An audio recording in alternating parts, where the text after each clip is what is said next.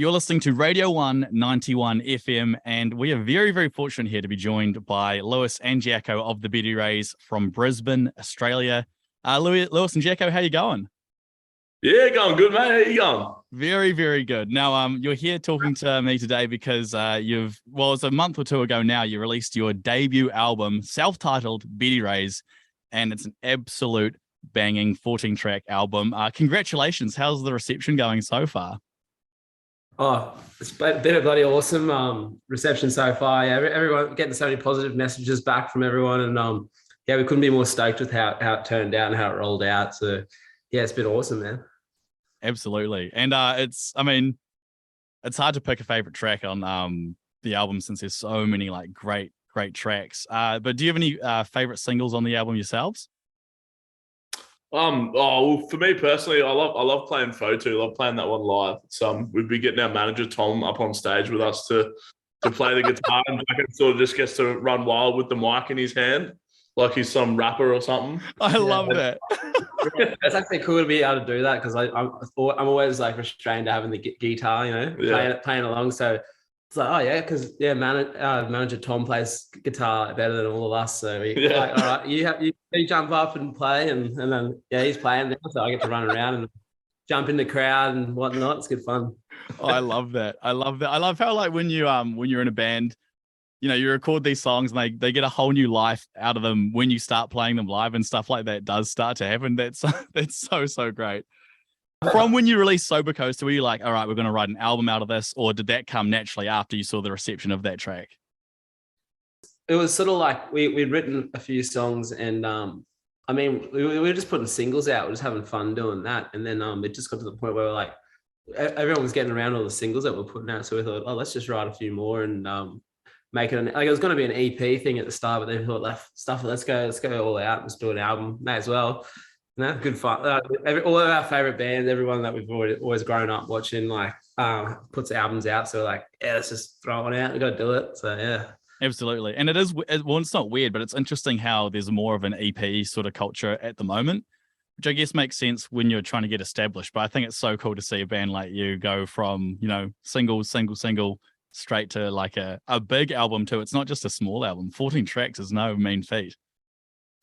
Yeah, it's a lot of songs, really. Like everyone's sort of putting out like 10 track albums, which is fine because the attention span for people these days is pretty short. Especially with Spotify, and like everyone's just listening to playlists and all that. But we thought, mate, half the songs go for 2 minutes anyway, so you can't put 2-minute songs on there.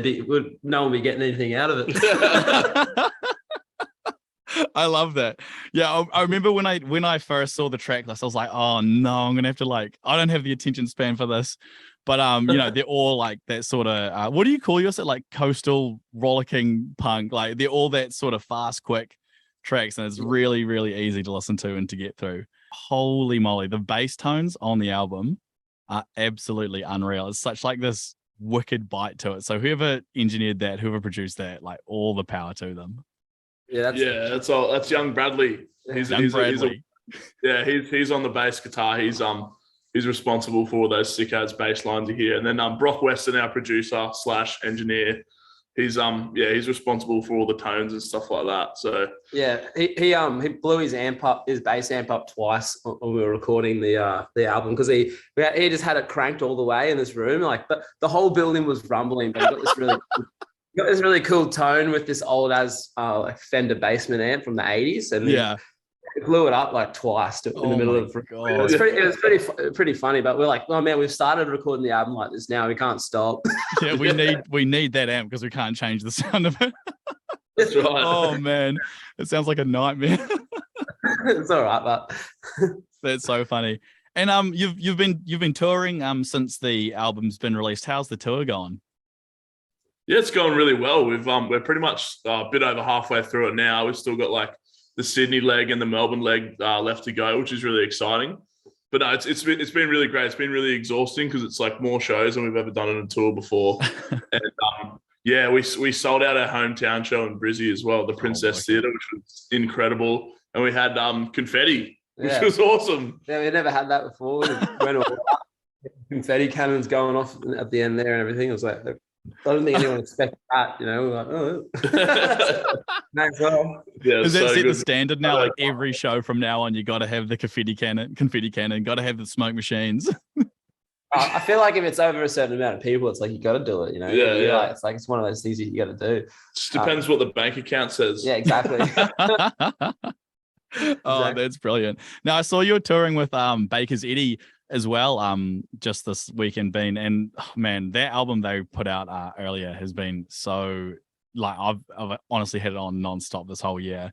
And my dream would be to have Baker's Eddie, Beddy Rays, the Pretty Littles, that sort of ilk of bands coming over to New Zealand. Are there any plans for anything like that in the future? I think I think we've been talking about coming over there at some point there, but nothing's actually set in stone yet. But man, talking about the Pretty Littles, they're one of our favorite bands. Like that's one of the first bands that ever let us play some gigs with them from interstate. Oh, no way. Yeah, they're lovely people. They're legends. Oh man, I'd love to get Pretty Littles and Betty's and Baker's Eddie over to New Zealand. That'd be bloody awesome. I'd love that. You also be a bit of a homecoming to Baker's Eddie as well. Yeah, because they're all Wellington guys, aren't they? Yeah. Yeah, they are. Yeah.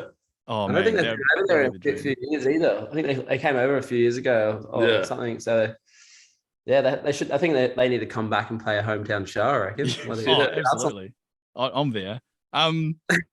Just a wee side note. This Skeleton Run from the Pretty Littles, it's so good, like mind-blowingly like electric. I don't know, it's such a good band.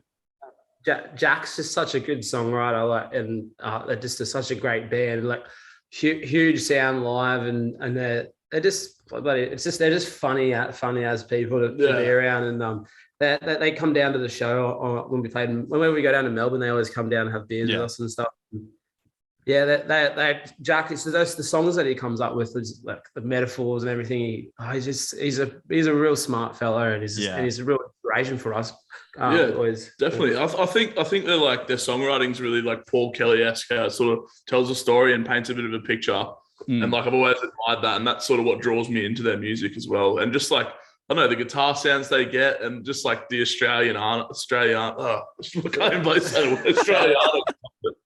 Yeah, far out. Cool. Absolutely. Like that. And for example, and we'll get back to talking to your band soon. But the storytelling in Don Dale is so incredible, and I don't know. It's so cool to see that, in a band that's getting like well received. But we must talk about the Beddy Rays. We're not here to talk about all our favorite Australian artists. Now, one other thing that I really love, like album art is such a cool thing, and I love that you got Campbell Walker to do the album art for your album. How did that come about? Yeah, we were sort of just bouncing around a few ideas. Like we either wanted just like a simple photo of us, or like a cartoon, like drawing with like heaps of stuff going on. And we were just like tossing up a few ideas. And I'd seen a few of his videos before where he sort of just like takes an idea and turns it into a drawing. And me and our manager Tom were having a chat, and I was like trying to think of his name. I'm like, what is his name? And me and Tom couldn't think of it, and then we were like, it's Truthless. So they came back with it, and I'm like, yep, that's it. Yeah, because he did like a thing there for a moment there where he'd go, oh, send me a photo of your friend and I'll draw them. And he just drew so many, like just didn't for nothing really. It was just like just to get a heap of drawings done. I don't know, it's just a good bloke like that. We're like, maybe if we just hit him up to do our bloody album art, he might do it. Yeah. and we just had a big conversation with him. A few phone calls, and he ended up being a fan of the band in the first place. So like it was awesome. So, it worked out well. That's awesome. That's a even better bonus, I guess. So you're halfway through the tour. Once the tour's all wrapped up, what's next for the Beddy Rays? Oh, probably go away on a couple of fishing trips, a couple of camping trips. Take a load off. We've got a few summer festivals towards the back end of the year, so we'll be doing that. Maybe I don't know if we'll release another single or anything. We might maybe wait till next year to do that. Do that. Yeah, release another single at the start of next year. Europe, UK, March. Yep. Easy. Things like that. Like, Wicked. Yeah. Oh, brilliant. Well, I can't wait for that. Jacko and Louis, thank you so much for joining us. I really, really appreciate it. And the album is self-titled. It's by Beddy Rays.